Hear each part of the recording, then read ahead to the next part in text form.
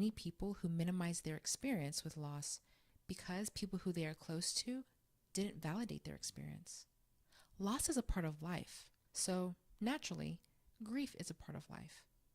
If someone you know minimizes your experience with loss, whether it's loss of a job, death of a partner, or leaving college, remind yourself that this is your experience, not theirs, so they aren't always going to understand. And that's an excerpt from the show. Today, we'll be discussing events that cause grief. And here's the intro. Welcome to Managing My Grief, where it's all about learning to live with grief after experiencing loss. Here's your host, Miss Dilworth. I'm glad you chose to join me for this discussion on events that cause grief. When you hear someone is grieving, what's the first thing you think? If you thought something along the lines that someone must have died, you're with the majority. Although death is definitely a leading cause for someone to experience grief, there are other events that happen in life that can lead to grief as well. As I was preparing for the show and looking over these definitions, I was reminded and touched by how deeply the pain of being deprived can be. How you want something back so badly, but are unable to attain that thing again. To never be able to experience something the way it was once experienced, and only have memories or items to remind you of that experience. It's understandable why grief is so challenging to live with, and why some deliberately choose to push down their grief instead of acknowledging it. The pain can be overwhelming to even think about for some. After listening to this show, if you feel overwhelmed or down, remember to do something healthy to lift your spirits. Grief is basically the inward distress one has after experiencing a loss. So, how does this relate to identifying events that lead to grief? It's all about one's internal reaction. Two people can have the same experience, but based on genetics, perspective, experiences, and many more factors, the two individuals will have completely different reactions. Take, for example, one who experienced a divorce. Divorce is a common cause for grief. While one person who is getting a divorce may feel elated, another person may feel deprived, heartbroken, and distressed, resulting in them experiencing grief. While listening to this list, understand that not everyone who has these experiences will also experience grief. This list was taken from griefrecoverymethod.com. Now, let's get to the list.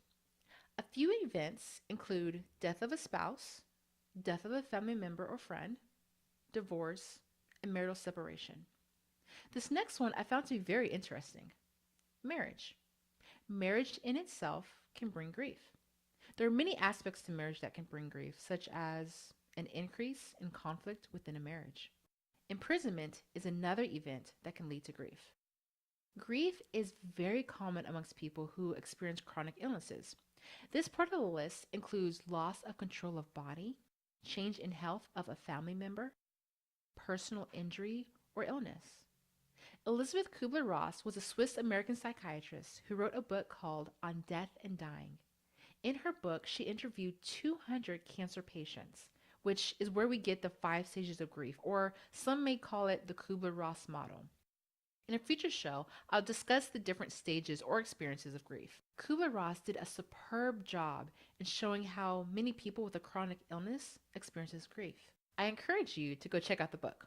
Again, it's called On Death and Dying by Kubler-Ross. If you haven't experienced these next ones, it can be challenging to understand how these events can lead to grief. Keep in mind that grief is the result of losing something or someone. The list includes gaining a new family member. This can bring grief for several reasons. First, the dynamics within the family changes, many times resulting in two people no longer having as close of a relationship. In some families, especially military families, someone gets married and the family gets stationed in another country, resulting in family members having little to no access to each other. A few more include change in living situations, gaining step siblings or step parents, sexual difficulties, pregnancy, a child leaving home, also known as empty nest syndrome, change in schools, and the beginning or ending of school or college can bring grief. Let's explore this last one, ending school or college. So you interact with the same people for 4 or 5 years by choice or forced. In college, you choose your own classes, but in high school, you're usually forced to take certain classes. But either way, you get used to certain people, the culture of your friends, the school, and teachers. Then you graduate, and initially there's excitement, maybe a little anxiety about what the future holds, but you're forced into it. You are no longer a part of that culture. You don't interact with your friends in the same capacity you once did. Now you're an adult with different expectations and responsibilities on your shoulders. Less camaraderie, and for many, they have to start over with creating a new social circle, which can be challenging for some. Let's pause here for a moment. As a licensed clinical professional counselor and one who facilitates workshops and conferences for the bereaved, I've met many people who minimize their experience with loss because people who they are close to didn't validate their experience. Loss is a part of life, so naturally, grief is a part of life. If someone you know minimizes your experience with loss, whether it's loss of a job, death of a partner, or leaving college, remind yourself that this is your experience, not theirs. So they aren't always going to understand, and that's okay. Even though they may not accept that you are grieving or how long you're grieving, still accept them for where they are and walk your own path. Find people who do understand and will validate your loss. All right, back to the list.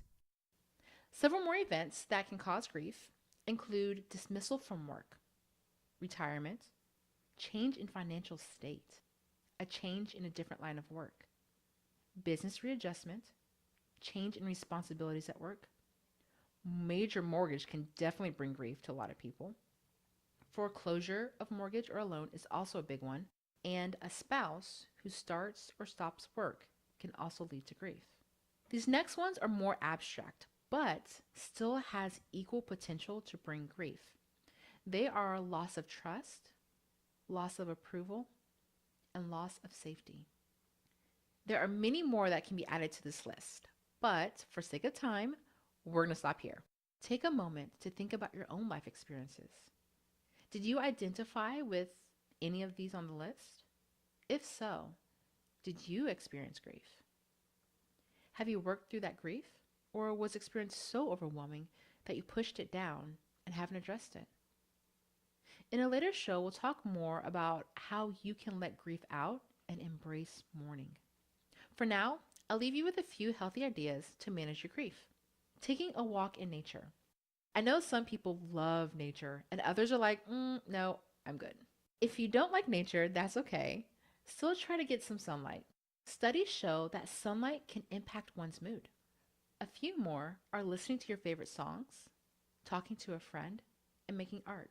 I especially like the last one. Creating something can be very therapeutic, whether it's cooking, planting a garden, painting, drawing, or playing a musical instrument. All of these are considered to be creative activities. Some people are more intellectually oriented. Reading a book or doing a crossword puzzle is helpful. Others are more physically oriented, so exercise or taking a hot or cold bath or shower can be more beneficial. While others are okay with binging for a bit, so go watch your favorite comedy show. Whichever self care you choose, try to make sure it's something healthy. To learn more about grief, click on another show. To attend a grief workshop, go to managingmygrief.net. Have a productive day and live in your greatness.